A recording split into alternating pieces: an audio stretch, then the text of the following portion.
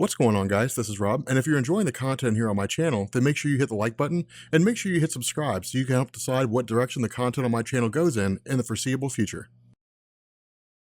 I'll be honest, I love seeing your all's reactions to cliffhangers. I love seeing how you guys react to things because you all usually freak out. You all are usually like, no! But if you thought the cliffhangers that I left you on so far were bad, wait till we get to the end of this video.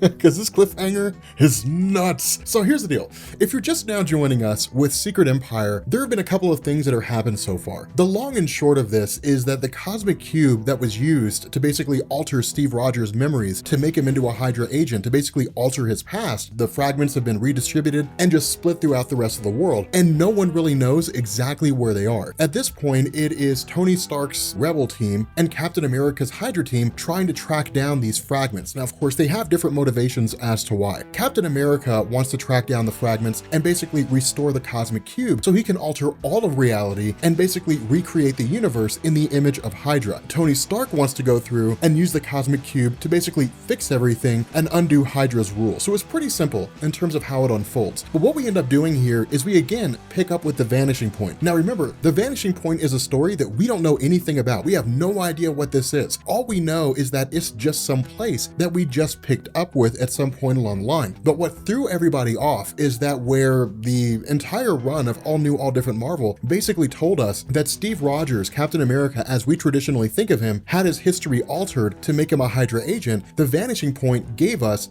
the correct Steve Rogers, the classic Steve Rogers. And so the idea seems to be hinting here from Marvel that the Hydra Captain America is not the real Captain America. Now, how this consolidates and how this comes together, we don't entirely know. And the reason why this is so significant and the reason why it raises more questions is because as he's making his way through this vanishing point, classic Captain America, as we're going to call him, is basically met by the arrival of a couple of foes. Now, these foes are not significant. It's Batroc the Leaper and a few, really some of his most notable enemies over the course of his publication history, but he's suddenly met with the arrival of Bucky Barnes, the Winter Soldier, and Sam Wilson. Now, this is huge because Bucky Barnes was basically killed by Captain America, which led to, a lot of the events that are taking place in terms of the dropping of the Thunderbolts and so on and so forth. Sam Wilson is still alive. And so the question is, what version of Sam Wilson is this? All we know is that we now have these three characters. Now, this is kind of cool because remember, historically speaking, when it comes to Marvel Comics, this is the trifecta of the Captain America landscape. You have Steve Rogers, you have his sidekick Falcon, and you have Bucky Barnes. All three of these guys have at some point over the course of their life been Captain America. That's the uniting factor between the three of them. Classic Steve Rogers, classic Captain America,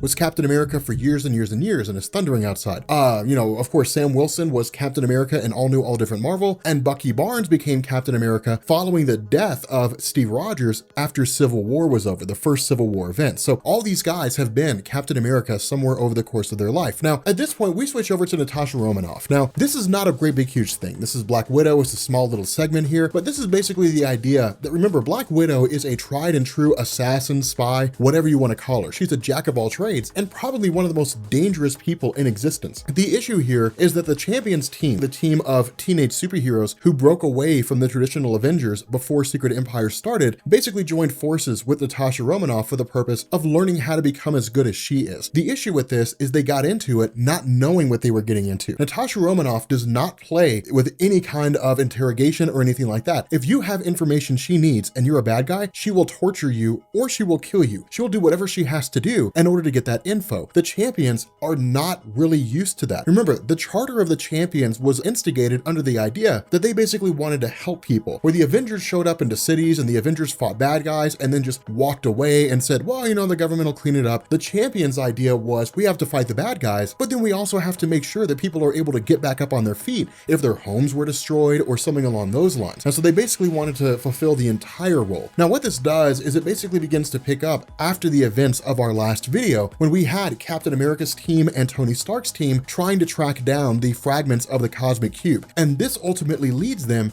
to Ultron. Now, this is kind of a cool thing because remember, this all really goes back to the Rage of Ultron story. And if you're not familiar with that, which we have not covered it, Comic Storian covered that, Rage of Ultron was basically a story that was out of time. Marvel released it and then didn't tell us when it happened. What they did is with All New, All Different Marvel, they rolled that over and put it in continuity, meaning they actually gave it a time time frame. But what Rage of Ultron basically established was the idea that Ultron had effectively returned. Ultron was back and he created like these robot versions of the Avengers and different things like that. But the idea was that the story concluded with Hank Pym and Ultron being merged into the same being. And it made sense because Hank Pym was the creator of Ultron, and the two have always had this sort of unique situation, a very much father and son kind of relationship with each other. But it was only a matter of time before we saw that kind of an event take place. Now, following that, Ultron appeared a couple more times. Eventually, he showed up in All New, All Different Marvel. He fought against the Avengers Unity Squad, which was Captain America leading like Deadpool, basically a combination of mutants and Inhumans working together. But the idea was that following that event, Ultron had basically just kind of been, shot out into space or something along those lines, and then we never really knew what happened to him. What this does is it picks up following the Uncanny Avengers story, and it tells us that at some point, somewhere along the line, out in the middle of Alaska somewhere, Pymtron, as we want to call him, basically just began building this massive city and creating all these Ultron robots. Now, this does beg the question, what would have happened if he launched an attack against the superheroes? In truth, he probably would have been unsuccessful. Captain America would have been banking on that, or at the very least, he would have been prepared for that because Ultron has been an enemy of the Avengers for so long. He would have just kind of adapted to his own schemes and eventually defeated Ultron. But the idea here is that Pymtron's just kind of waiting in the background. And that's kind of a cool scenario here because when they initially show up and Iron Man's team ends up fighting Captain America's team, Ultron steps in and basically makes them all stop. Now, it's kind of a funny scenario because we end up getting some pretty interesting debates and also answers to some questions that we've had, most notably what's going on with the Scarlet Witch. Well, one of the cool things about the Scarlet Witch's character, historically speaking, is that her mind was always successful in keeping Chthon at bay. Chthon was just like this wildly powerful demon that always wanted to latch onto and use the power of Wanda Maximoff. But the idea was that he was never really able to seize total control of her. Now, of course, in this circumstance, by some means that's never really explained to us, Chthon was able to take over Scarlet Witch in her entirety. Now, whether this was because of the fact that Scarlet Witch had a psychotic break when Captain America first launched his strike, whether it was because of the fact that somebody messed with her mind, we don't really know. All we know is that the demon Chthon has taken over the Scarlet Witch, and that's why Wanda Maximoff ended up siding with Captain America. The cool thing about this is that Hank Pym begins to sort of address these various issues that the teams have, and essentially saying they both believe they're right. They both believe they're coming out on top of this. They both believe they're doing the right thing. But the question is, who is actually right here? Is it Captain America as a Hydra agent who believes that he's basically going to save the world by effectively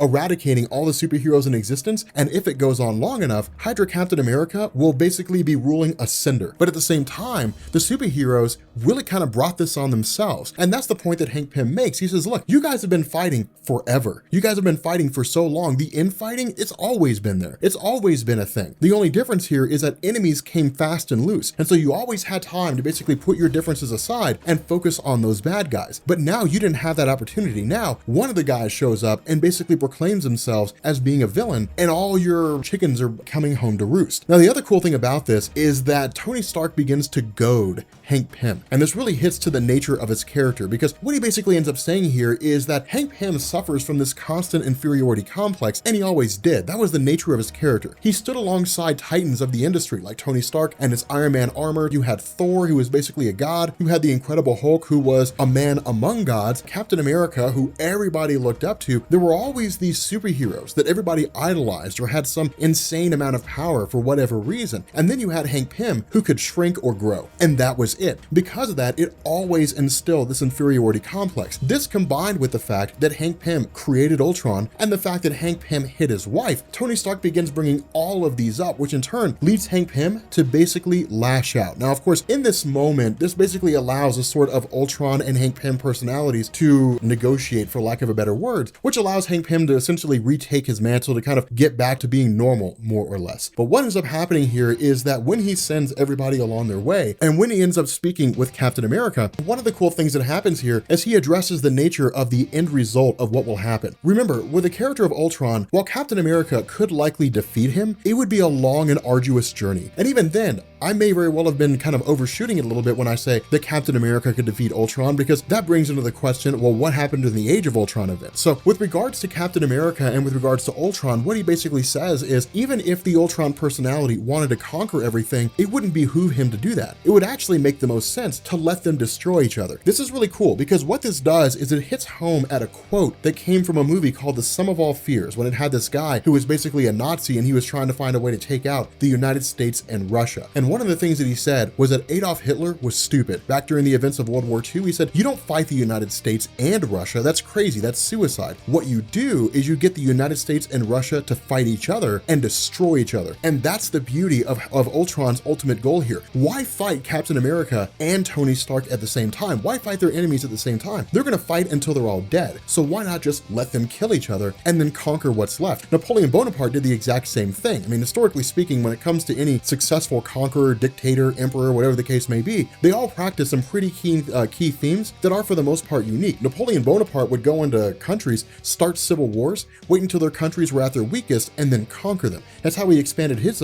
empire so fast. And so again, this really hits at the idea of Captain America having effectively obliterated the entirety, or at least one major temple of the Atlantis kingdom, which resulted, of course, in Namor the Submariner handing over his piece of the cosmic cube. Again, that was really kind of like that little thread that was effectively coming to a close. But what also ends up happening here is we get this little piece of information where we basically find out that there's someone on the inside of Iron Man's team. There's basically a mole. This also picks up with the idea of Natasha Romanoff of Black Widow. Now, we don't see the full extent of what it is that she's doing. Instead, what ends up happening here is that she basically leads the champions to infiltrate a Hydra base, but also the idea that she basically picks up with a villain named Viper. Now, Viper was a character who got her claim to fame really as just one of the notable enemies of various superhero teams. She wasn't really like a great big huge villain, but she was one of those who kind of hung out in Madripoor, different things like that. She had a pretty cool role when it came to the death of Wolverine. But the idea here is that it hits home at the notion that not everybody who sides with Captain America does so because they genuinely believe in his cause. Viper is an opportunist. She exists to make money. That's her goal. If she can make cash off war profiteering, that's exactly what she will do. And what's happening here is that with Hydra basically running the show, she's running a narcotics ring. And it's kind of cool because she's doing it under the scene. She's doing it without Captain America knowing that it's happening. And of course, Natasha Romanoff says, hey, look, despite Captain America being a Hydra agent, he runs a pretty tight ship. And if he finds out that you're running narcotics, he's gonna kill you. He's gonna use you as an example. He's gonna string you out there, and that's gonna be the end of you and anybody who has the same ideas that you have. And so it's one of these cool little moments with these characters where we basically see these small little tidbits coming out about the things that are going on under the surface. Now, of course, this also coincides with Tony Stark traveling to Wakanda. Wakanda received one of the shards of the cosmic cube when it dispersed across the planet Earth. The difference here is that one of the Hydra agents, Arnim Zola, who's really part of the inner council of Hydra, has been trying to infiltrate Wakanda over and over and over again. Fighting against Wakanda is not just walking into some primitive African territory somewhere and then just taking it and then just running off. You're basically trying to infiltrate the most technologically advanced country in the world. Technology that's well beyond anything that most of the planet Earth actually has. Again, what ends up happening here is this hits home at the history of Iron Man. And it's kind of cool, this exchange between the two of them, because initially Tony Stark approaches Black Panther and says, hey, give us your shard of the cosmic cube and we will basically fix everything. Now, of course, Black Panther's response is, no, we'll just basically wait it out. And of course, Tony Stark's response is, well, if you do that, a time will come when there will be nothing for you to wait out. When eventually Captain America's forces won't be held back. You're facing against what amounts to a garrison trying to break into your place. But what happens if the full might of the Hydra army is brought down on Wakanda? Are you really going to sacrifice the entirety of your people for the sake of a cosmic cube shard? But what Black Panther basically responds by saying is that every time Tony Stark tried to do the right thing, he always screwed things up. Case in point, the original Civil War event. And that's the cool thing about this. Tony Stark was like, well, hey, look, you know, if superheroes are fighting supervillains, it's only a matter of time before the government gets tired of it and then just makes all superhero activity illegal in its entirety. So I'm going to basically support the passing of the Superhuman Registration Act in the hopes that other superheroes will get on board because it's for the greater good. Instead, what Tony Stark did is instigate one of the greatest political, social, and superhero calamities in the history of Earth. And so again, it's one of these cool moments when it comes to the history of Tony Stark coming home to roost. And it hits home at the nature that no one really trusts him. Now, again, what this does is it follows up with the rest of Tony Stark's team traveling to all these different locations, to these different places for the purpose of tracking down what they believe to be these shards of the cosmic cube, explicitly because of the fact that Tony Stark has this device supposedly that tells them where the shards are at. Now, of course, what we end up finding out here is that this thing has been wrong time and time again. They've captured 2 shards, but they expected to find sent 4 or 5 more, but they haven't. And the question is why? Well, no one really knows the answer to this. All they know is that the device of Tony Stark isn't working effectively. Now, at this point, we switch over to probably one of the coolest moments of the story, which is basically dealing with the X-Men. Remember, during the whole Secret Empire event, the X-Men are out in New Tian, which is basically this new land they've created for themselves where no one bothers them. Now, in truth, this is done for a couple of reasons. The first is because, well, you know, the mutant population isn't what it was before the House of M, so they're still reeling from the aftermath of that. The other half of this is that when it comes to the mutant population, they're still pretty powerful. Mutants, by and large, in Marvel Comics, are consistently the most powerful community of characters in Marvel Comics. I mean, you have a wide array of different abilities, planet-wide telepaths, telekinetics. You got people like Gambit who can charge virtually anything he sees and blow it up. You've got Cyclops with optic beams that can slice a mountain in half. You've got all these different characters and all these different abilities. But what Captain America does here is he actually plays it pretty smart, and it's one of the coolest quotes. He brings Hank McCoy over to where Thor's hammer is at, and the question is asked, why haven't you ever done anything with it? And Captain America's response is, whenever you went to these old kingdoms and you would have these kings who would have their swords above their throne, it wasn't to tell people, yes, I'm willing to use it. It's to tell people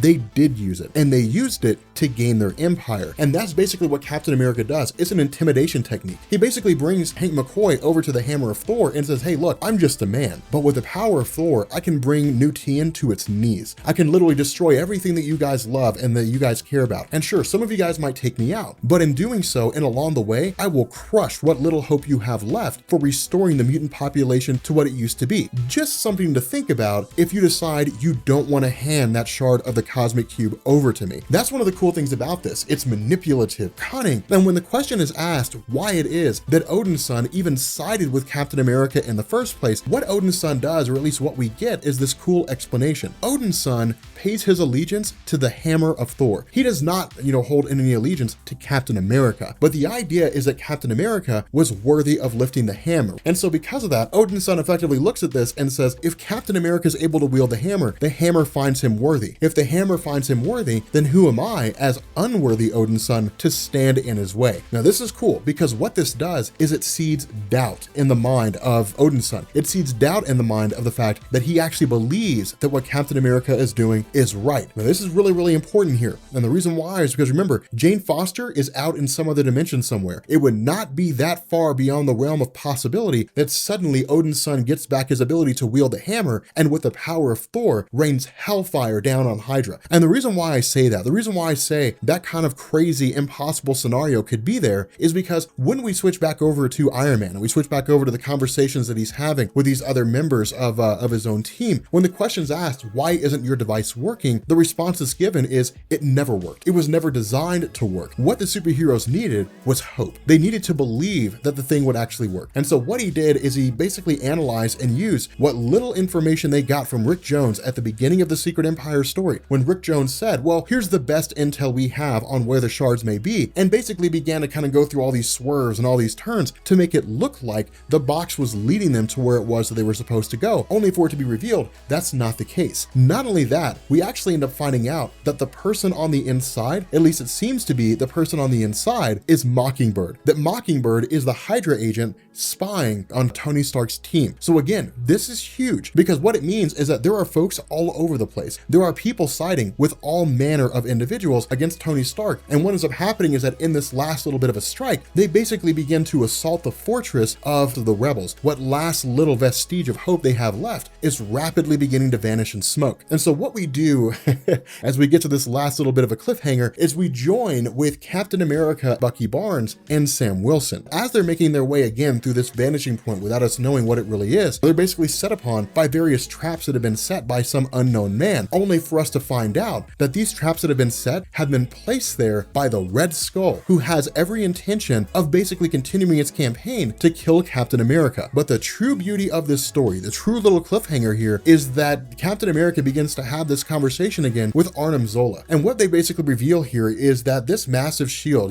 this compound of the Avengers can easily withstand this assault from Hydra. And so what they need is a force of unrelenting fury. They need a force that can bust in, that can smash the place to pieces, and that can easily force all the different superheroes out. And so in the last tail bit of this discussion, we have Captain America walk into a room and say, Bruce Banner, it's good to see you again, old friend. With that being said, guys, we're gonna go ahead and bring this video to an end. If you are new here to Comics Explained, make sure you guys hit the sub button to become part of the Rob Corps. If you guys enjoyed this video, make sure you drop a like, and I will catch you all later. Peace.